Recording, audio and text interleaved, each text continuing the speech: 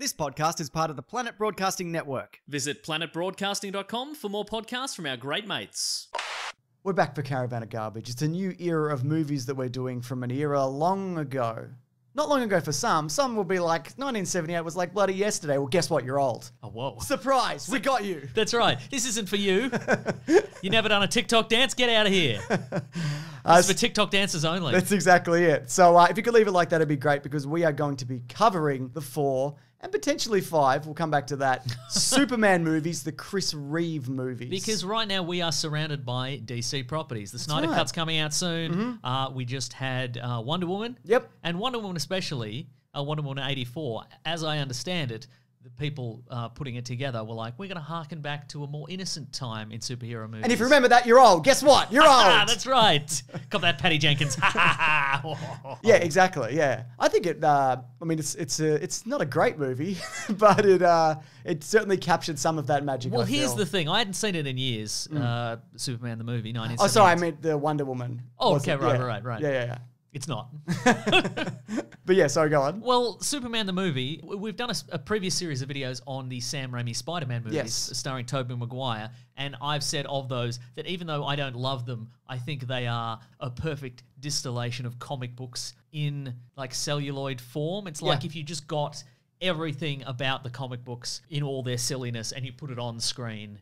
And that's what it is. It's not a real universe. It's not like our real world and it's got superheroes in it. It's a superhero universe and it's kind of simplistic and silly. Yeah. And that works in that universe. And I think the Superman movies, the Richard Donner and Richard Lester and Christopher Reeve, Margot Kidder, that whole deal was the prototypical attempt at that. Yes. And I don't think it works as well. I think there's so much of this that does work though. And yeah, like you said, I think you got to look at this one in particular. This is the best one, I feel. I mean, we'll talk about 2 next week, which I know a lot of people consider the high benchmark of these movies. Well, what about Superman 3? Well, we'll have to get to it, won't we? Richard Pryor featuring Superman sometimes. But even things like, it's got a long drawn out title sequence, which I normally I do not like. But something about the John Williams score and just like the era this was in, I'm like, I could sit here for 12 minutes. Well, what's interesting in rewatching it is that I think, because I consider these kind of hokey and kind of silly and simplistic. I think these were probably even hokey at the time because they're not an adaptation even of the Superman comics at the time. In this movie, Clark Kent is a mild-mannered reporter for the Daily Planet, but in the comic books at the time, he wasn't. He was an on-air TV anchor for like WGBS, Galaxy Broadcasting. Yeah, right. Like they'd moved the character on. And so this isn't like an adaptation of the comic books at the time. It feels way more like an adaptation of what the writers remember and they read as a kid. And the George Reeve kind of... Yeah, it's more an adaptation of that. And you can see that sort of in the character design and in the costumes. Like Christopher Reeve often dresses in like an old, sort of an outdated, like double-breasted suit. He's the Superman from the 40s. Yes. Even the opening, because it's a black and white like comic book and it's a kid telling a story and then it like transitions out to this like, it's 1978, baby! If you're watching this when it came out, guess what? You're young! That's right. You're not now, just to clarify. But yeah, I think it definitely aims for that. And I think it also...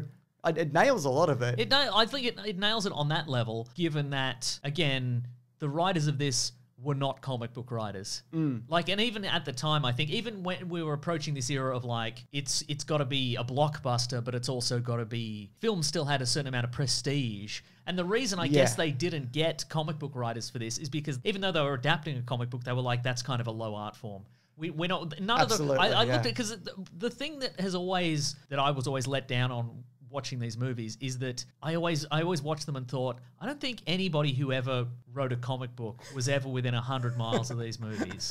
And we'll get into why, I think. But if you look at the list of credits, it's originally Mario Puzo who wrote the original Godfather novels. And then I think there was a full rewrite on top of that. It was Tom Mankiewicz came in and is credited for like the Richard Donner, what he ended up shooting. Yeah. Mm-hmm. But I think also they got names like that and Marlon Brando and Gene Hackman And obviously, like, Chris Reeve and Margot Kidder were relatively unknowns at the time because they were going for this kind of sweeping epic to be like, this is real. And you know what I mean? We're taking a genuine swing at this. You know what I mean? I think if they were just like, it's fun and comic books and adventures, people were like, well, that's not very serious, is it? You know what I mean? I think they were going for like, this is proper prestige filmmaking. And it certainly looks the part for a lot of this. It's Jeffrey Usworth does the cinematography for this, and he passed away like almost immediately after this film came out. It's actually dedicated to him. And there's such beautiful shots in this movie, and there's kind of like an ethereal glow to a lot of it, which the other movies do not have. Well, half of 2 does, which we'll come back to next week. But yeah, I also think it's interesting that a lot of this stuff also sets the tone for Superman to come in the future. Not just movies, but also comics. A lot of the lore kind of folds in. The House of L symbol being the S on Marlon Brando's chest. That was then folded into, you know, all the comic book stuff and whatever. And of course, these movies eventually get a sequel of sorts in the shape of Superman Returns. Which we did look at, yeah, we covered that. Which is essentially the same universe. Yeah, but also, like, Superman Returns doesn't look anything like this. Yeah. Like, I guess it sort of has the feel, but just look at the office itself. It's like, this is kind of a grimy 1970s New York kind of situation. And the other one's got this... Within spitting distance of the Statue of Liberty. Yeah, for some reason. Unless that's the Metropolis Statue of Liberty? It must be. It absolutely must be. What I also think is interesting about these movies is 1 and 2 were shot back to back. It was like an 18-month grueling shoot. A 500-page script or something? Oh my God, too long. Way too long. Must have been cut down. I mean, when you use the basic mathematics of 1 page of script is supposed to be 1 minute of screen time. Too many hours. This movie goes for 107.40 years. Yeah. Did I say 100? Did I say that right? Yeah, that's how many years. Okay, cool. Yeah, good. And I guess you can kind of see that it does immediately kind of dovetail into the next movie because the opening of the movie sets up the next movie. We don't come back to the 3 Kryptonians. That's true, yeah. Which I think must have been super unusual at the time to set up these villains that we don't see for another 2 years. Unless audiences at the time were like, good, these people are being punished. We enjoy non sequitur scene of people being punished. Oh my God. Speaking of people being punished, I love just Krypton bureaucrats just going down in just a wall of flame and shattered glass. I love it. Just bureaucrats just getting a face full of glass. I just really enjoy, like, yeah, you deserve this. You absolutely, you know, you were told this was coming and you did nothing. So I appreciate that as always. Yeah. Parallels, Mason, to the modern world, maybe. Oh, I get it now. They're all in bunkers now. They don't give a shit. The actors? No, most of these people are dead. From Krypton? Yeah, it was thousands of years ago. That's right. So what do you think of, though, the special effects of this? Because there's some incredible model work. There's a lot of clever use of, like, rear projection. There's one shot in particular that I love. After the Superman Lois Lane kind of flight, little, you know, well, see, that's good. Flirty situation. The tagline for this movie, I think, was "You'll believe a man could fly," and I think, you know, especially for the time, a lot of it seems pretty seamless. I've got a fun fact for that. Yes. So the flying, there was a number of methods that they eventually used to get it together, using wires and optical effects and all these different kinds of things. But the methods originally attempted included catapulting a dummy into the air, a remote control model airplane painted as the character, and simply animating the flying sequences. But I think on the whole, considering the year that this came out, it's pretty solid, and it gets worse as the movies progress. For sure it does. Yeah. And I think, like, if I were to have one criticism, it is obviously that, like, physics doesn't affect many of the things that Superman interacts with. Sure. So he can pick up he can hold a helicopter and it just floats in midair, or he can pick up Lois Lane and she floats in midair. I love that scene with the helicopter. And but James, yes, obviously, Superman projects some sort of gravimetric field that negates the effects of physics. That's how that works. And they mention that in this movie, don't they? At some point, somebody mutters it. Lex Luthor under his breath. Gravimetric field. Yeah, or whatever. Nice, cool. But that moment where he's got Lois Lane in one arm and he catches the helicopter with the other. It's spectacular, man. I know it's slow and it's from the 70s, but there's just something about that I really enjoy. But the particular shot I wanted to talk about from earlier, where I got cut off, Mason, by you or maybe me, I can't remember. Do you want me to cut off? Do you want me to cut you off again, and then it'll be definitively me? Right. With something else that irrelevant? Sounds good. Okay, cool. But the moment where Superman leaves Lois Lane's apartment, and then it's one shot and it pans over to the door and Clark Kent walks in. Yes. The way they did that, that's rear projection. So they shot the Superman flying away thing and then had the real Chris Reeve, like, knock on the door. So that's, like, there's things like that. And it's like, that's pretty clever, eh? Movie magic. Movie magic. I love it. I also like that they, on the Krypton, they use the reflective material that they originally went with the lightsabers where if you hit it from a certain light, they flare up. That's why they all have trash bag suits. That's right, exactly, yeah. Glow-in-the-dark trash bag suits. Yeah. But I also think a lot of the realism of this comes down to a couple of things. First of all, you mentioned the costume design. Von Blake did that. Uh-huh. I think it really works. But Chris Reeve's embodiment of this character, and even little things like, it was his idea to like bank when he's making turns. Huh. And I think that just makes that little bit of a difference to kind of, to feel the realism of it. If there is one thing that I could point to as like the absolute positive of this movie, it's definitely the performance of Christopher Reeve as Superman. And again, it is kind of hokey and it is, of its time. He makes a point to push up his glasses every time he speaks a sentence. But like just the glowing ball of charm that is him in both, versions of the character. He's got it. He's got you know what it, I mean? Yeah. Uh-huh. It makes sense that, the subsequent casting of Superman and everything else has been so difficult. Yes. Because you've got to capture a certain charm that not everybody has. But at the same time, what wonderful Supermen we've had. Name Dean one. Cain. Oh, okay, cool. You've named one. That'll do. I could have named a better one. Yep. But you've made your choice. I've made it, haven't I? So actually, David Prowse trade Christopher Reeve. He actually got people don't know David Prowse was in the Darth Vader suit. He actually got so big that they had to reshoot some stuff because he kind of went from like quite a lanky kind of theater kid to he's especially like for the 1970s, he's pretty big. Big in the 1970s was whatever John Wayne looked like if he was alive then. I've got no idea. Yeah. And if he wasn't, then kind of the same, really. Kind of the same. But even the fact that principal photography wrapped and he stayed on for a year just doing the special effects stuff, just getting dragged around on wires and sitting in front of blue screens and all of these other things. I think it's great. I also think it's criminal that he got paid $250,000 for parts 1 and 2. Oh, sneaky. When we've got some other players in this who put in much less effort. Who are you talking about? Marlon Brando, bad bloke. I know he's a good actor. That cannot be doubted. He's obviously one of the greats, but by all accounts, the worst man in the world.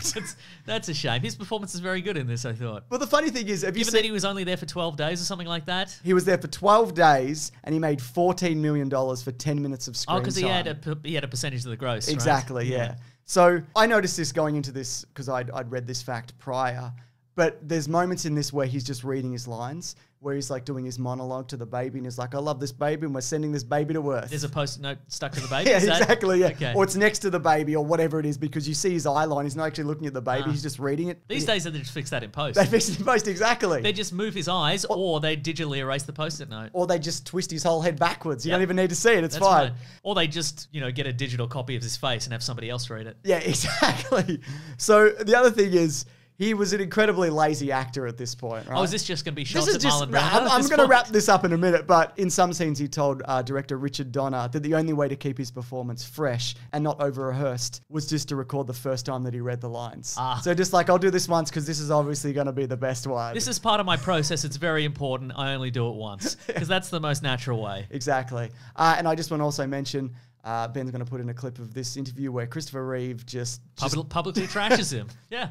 And yeah, he's right. Lex Luthor's good as well. Yep. I mean, the Lex Luthor we get. Look, the way I try to look at this movie, I've tried to look at it in two ways. One as just like a fun throwback adventure. Yep. Don't think about it too hard. It's just the newspaper comic strip. Move to the big screen, focus on it like that. And the other way is to look at it as a very cynical old man who's watched way too many comic book movies and tens of thousands of pages of modern day comic books. You've been spoiled by the movie Joker, the high point of cinema. Exactly. And so on the one hand, I'm like, well, this... Having just rewatched this, Gene Hackman puts in a fabulous performance as a cartoon villain. Like it's a great performance as someone going drats and curses Superman. Yeah. You've done it again. I'm the smartest man in the world. But as a comic book fan who's seen dozens of different variations of Lex Luthor over the years, I'm like, this is not the Lex Luthor you want to put in the real world. He's just just this absolute blowhard who thinks he's smarter than he is because he surrounds himself by idiots.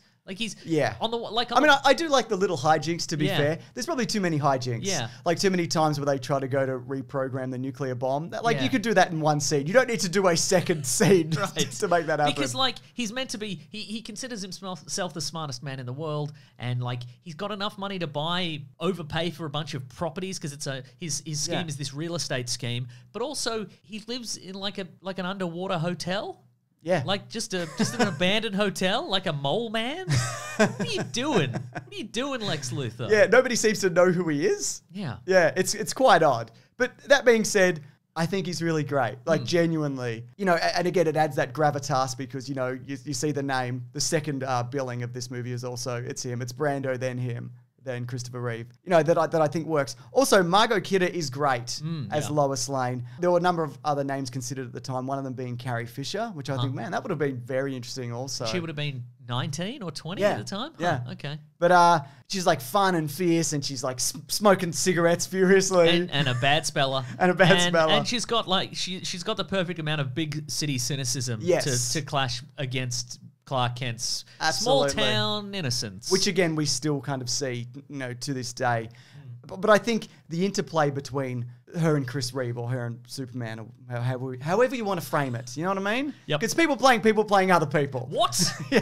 But they work really well together, and it's because during the filming of this, it was grueling and everybody hated it, and Richard Donner was like killing himself to make this, you know, but he's put together this fun atmosphere to keep everyone going. They fired him immediately after anyway. We'll come back to that next week. But I think you get the genuine sense that those two like each other. You know what I mean? They've got great chemistry.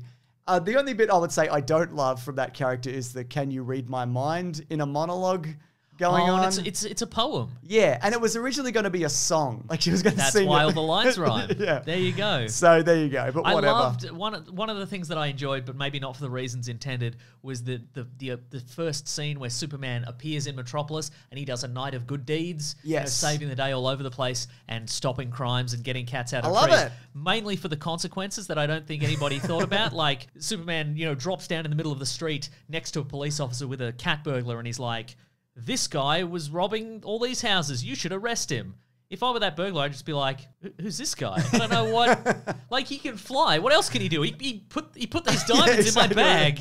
Just like there would have been a lot of arrests and then a lot of people let off for gross legal malpractice, I think. At one point, the little girl gets her cat rescued from a tree by Superman, and then she goes into a house and she says, "There was a man, he flew out of the sky and he rescued my cat for me." And the mum goes, "Stop telling lies," and then there's the sound effect of a clear, like, audible slap to the back of the head. Here's a fun fact. I was going to save this for trivia. Mark Millar has that cat. Like stuffed? Yeah. Huh. Comic book writer Mark Millar. That's right, yeah. Huh. What do you think of that? I love it. He's a big fan. He loves this movie. Have you ever read Superior? Yeah. It's good. It's a lot of homages to this. Yeah. Yeah. So I think, though, it could definitely use more Supermaning. Does he use his heat vision at all in the first movie? Well, that's the thing. It could use a different amount of Supermaning. Yeah. Different scales of Supermaning, different ways of saving the day.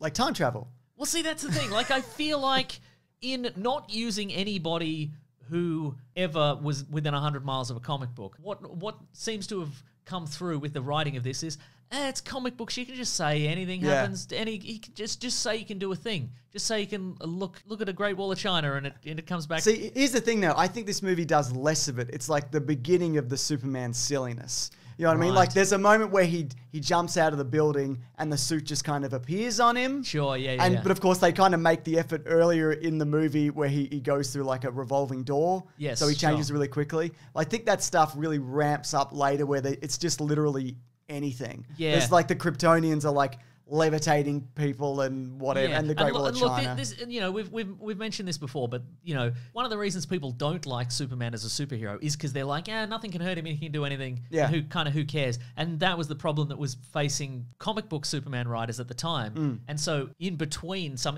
probably Superman 3 and Superman 4, maybe 1985, 1986, Superman was rebooted, and they significantly reduced his power set so they couldn't encounter these problems. And here's the thing: I don't think there is a problem with saying just have Superman fly, depending on your perspective, either reversing time or flying back through time and doing that to save the day and correct some of the mistakes he made prior. But you need some rules on that. Yeah. Because otherwise, the only foreshadowing for him traveling through time is that they tell him not to. Marlon Brando says, definitely don't do it.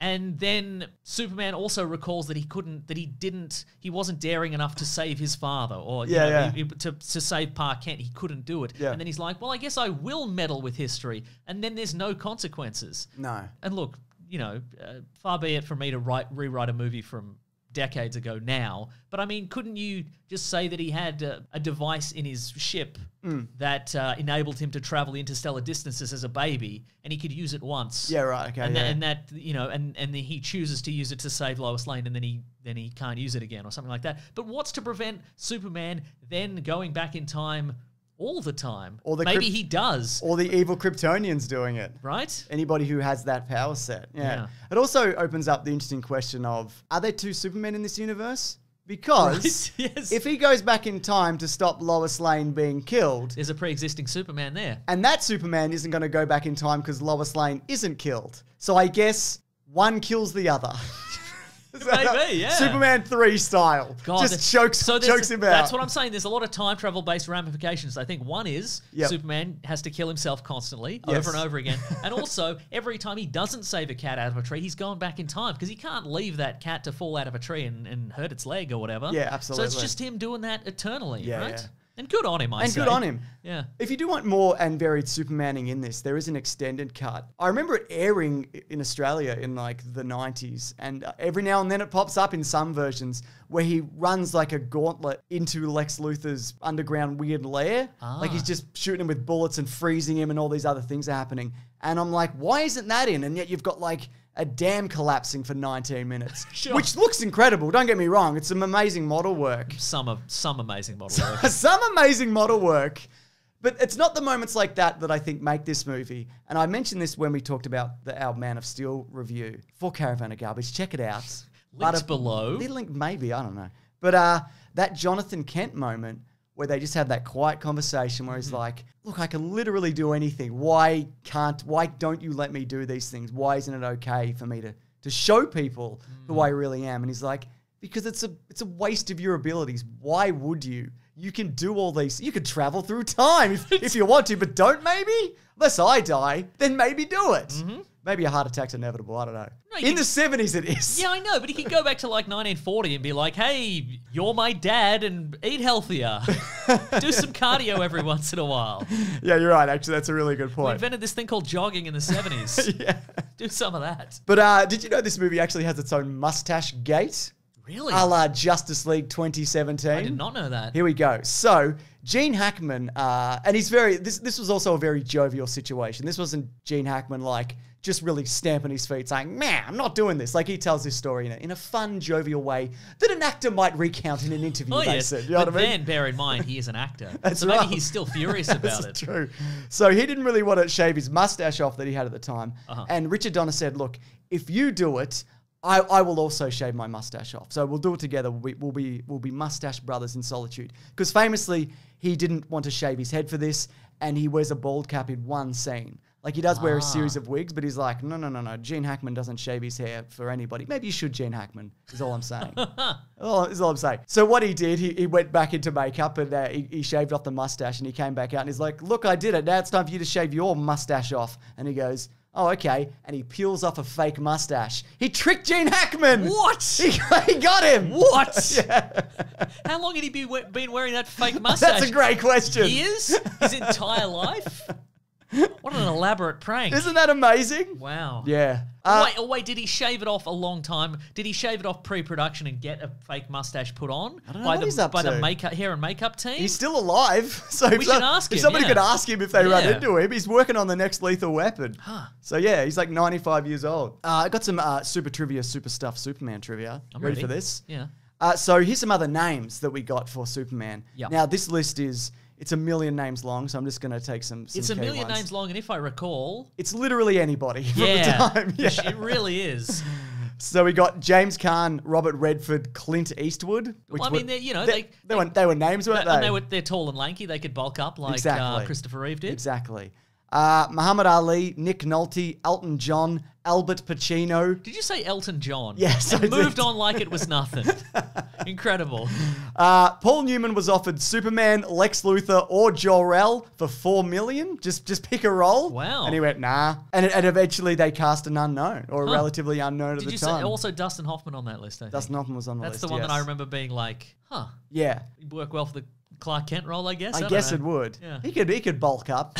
His height. Very wide. He'd just become very, very wide. I know Stallone actually got vetoed by Brando. He's still angry about this particular moment in time. Huh. I think there could have been 2 Italian stallions on screen. But I think because a lot of people were comparing Stallone to Brando at the time, and he was like and he was like a notoriously petty and jealous man, Brando, among all the other... We're back to Brando talk. I didn't mean to be. I actually didn't even write this down. But among all these other bad qualities, this was one of them. And so he very much like stepped in and was like, absolutely not. And look, to be fair, I don't think Stallone is a good choice for this. But there you go. Wow, it's almost like you and Brando are on exactly the same page on all things. It is that way, isn't it? So here we go. More trivia, Mason. I'm ready. Christopher Lee turned down Zod because he just moved to Hollywood to dodge taxes. He was like, I can't go back to England. There's taxes waiting for me there. I won't have it. This was filmed in England, is what you're saying. Yeah, a lot of it was. Okay, right. So the Mario Puzo script that was reworked into a completely different thing, even though he's like credited up top because people are like Godfather. Sure, yeah. It included one very famous camp moment where Lex Luthor encountered Telly Savalas as Kojak himself, like the character Kojak, and then Kojak offered Lex Luthor a lollipop and asked him his trademark line, "Who loves your baby?" Because they're both bald. Is that the joke? I guess that's the joke. There's also here's another Brando, little bit of Brando trivia, and maybe we're back on Brando now. Who's obsessed with Brando, Mason? Me, because you put all this Brando ideas in my head. All the Brando juice is dripping down my head. Apparently, Brando proposed to one of the writers that in the first meeting with Jor-El would appear as a green suitcase or a bagel with Brando's voice. But Donna persuaded him otherwise. I think that was one of his famous pranks at the time. And by pranks, I mean just being the worst guy. Just holding up everybody's day. Do you know what I mean? Yeah, no, I understand. Just the kind of guy that he was. So Susanna York, who played Lara, Superman's mother. It says green suitcase or a bagel. Was the bagel also green? They have to have been. Did the suitcase have to be green? I think the suitcase opens and the bagel comes out. Wow. Can you imagine? That's Brando. That's Brando, isn't it? Yeah. So she wasn't really happy with the way that the script went because there's a particular scene where Jor-El makes a big speech. You know, we talked about it. And, you know, gives him a magic crystal and all that. It's like, you can do anything and I love you and whatever. And her quote from this is, I didn't give him dick. That was what she said. And it's also interesting because he puts his whole consciousness or like an element of into this computing system so he can converse with his son in the same way that the Russell Crowe version does. Yes. And the mother just gets nothing. She just dies in an explosion. I guess it's a tradition for Lara. Krypton. Don't question their culture, James. That being said, yes, a lot of the stuff, the Brando stuff had to be reshot for part 2, so she does get a bigger role going forward. Gotcha. This is an interesting bit of trivia. The first time that Mike Johansson heard the word genocide was when he saw this movie in theaters. And if you don't know him, he's got 4 acting credits on IMDb, including 2015's Caesar and the Otto's Paranormal Halloween, where he played Dr. Feel. Anyway, I think this is just a case of a guy just putting his own IMDb trivia in. What do you think of that, though? That's classic Mike, whatever his last name was. Okay, here's a question for you, though. This is a trivia. When the bit where Superman looks at the phone, it's not a proper phone booth, so he's like, it's like a clever nod. Yep. What would happen now if they did that exact gag now? Would you look at one of those iPhone charging stations that you gotta swipe a credit card to get 15 minutes of good charge? Question, maybe, What's he stopping to look at? He's stopping to look at a TikTok house. You know those houses where there's just influencers? Yeah, sure. And they're all doing TikTok? It just looks at the whole house. He x-rays it and there's like 400 mobile phone devices and computers or whatever. And he's like, damn, I can't change into Superman in any of that. But he could. He could absolutely do TikTok. He just jump in there and do it. People would think it was a TikTok trick. Mm-hmm. Yeah. There's a couple of things that I just wanted to make mention of. So Lex Luthor wearing a robe in water. Mm-hmm. Something about that just sets me off. It's like nails on a chalkboard. Even though that it's referred to. Yeah, just the bottom of a robe just soaking, in pool water. I wonder if that was deliberate or that's the only angle they had of that. I think it's deliberate. I think it's an intentional gag. Here's a question. There's a moment where it's mentioned that Krypton is spelt with a K and not with a C. Yep. How do you know that? Good question. And also, why do you, Clark Kent, say Krypton while your father very clearly says Krypton a bunch of times? It's a regional dialect. Also, it's a Kansas dialect. Also, when you were learning all this stuff about Earth and its people and whatever, Clark, when did you decide to just tell everybody all your strengths and weaknesses in a newspaper article? Do you think that was a clever idea? Did maybe Jor-El advise against that, or no? Wasn't a very good idea. Dumb idea, because it was, even though he told the dumbest man in the world, he still got one up on him. Yep. And if it wasn't for love, he would have drowned in that pool. That's right. Good thing for love, though.